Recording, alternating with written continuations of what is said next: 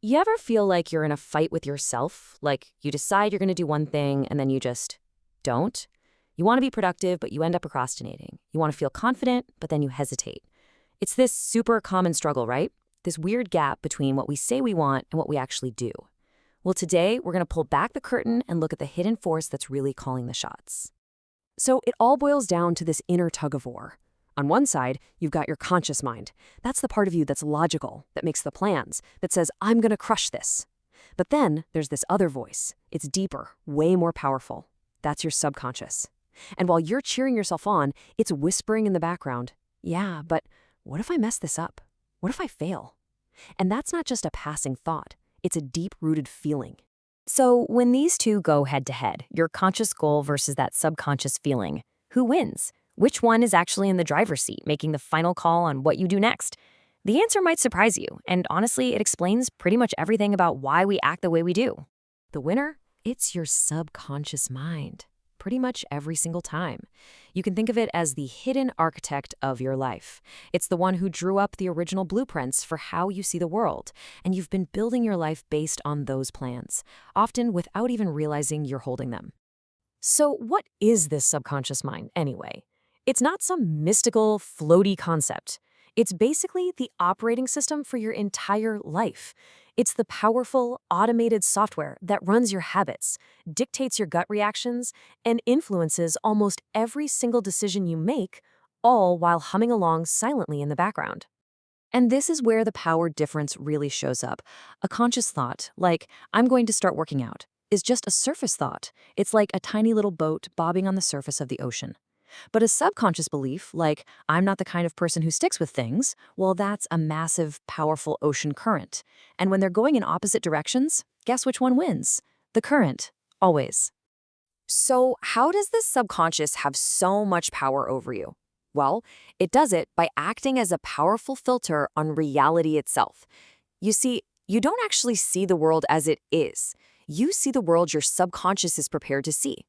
This whole filtering thing is actually linked to a part of your brain called the reticular activating system. The best way to think of it is like a bouncer at the club of your mind. It's standing at the door, constantly scanning all the information out there. But it's not looking for everything. It has a very specific guest list. It's only looking for evidence that proves your existing subconscious beliefs are true. Anything that contradicts those beliefs, it doesn't get in. Okay, let's make this real.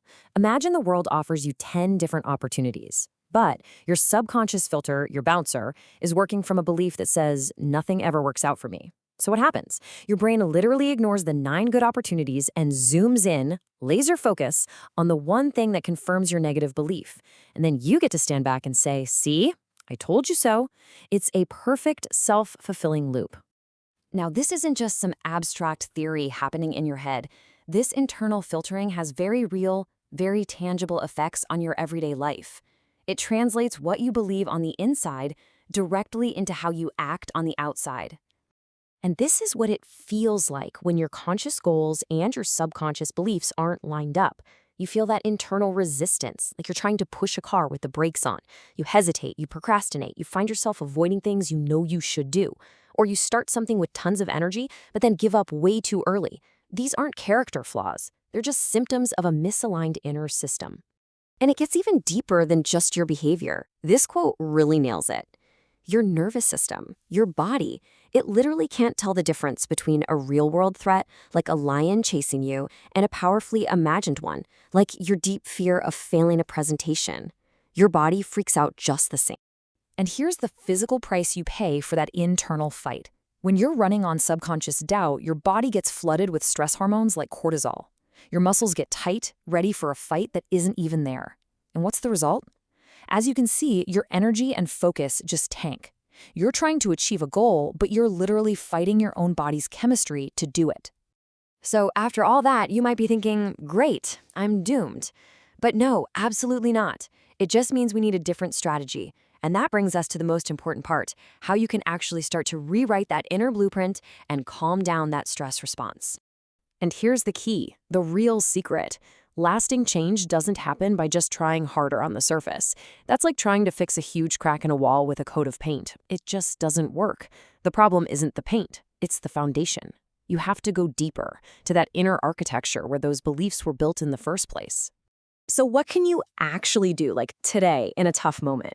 It's a simple two-step process. First, just identify the pattern. When you feel that stress or resistance kicking in, just pause and notice it. Ask yourself, what's the old story that's running right now? Just naming it takes away so much of its power. And second, shift the response.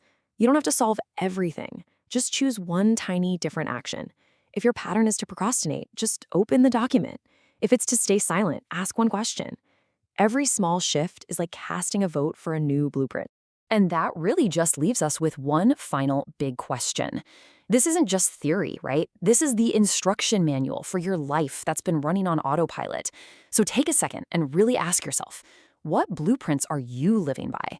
And more importantly, are they actually the ones you want?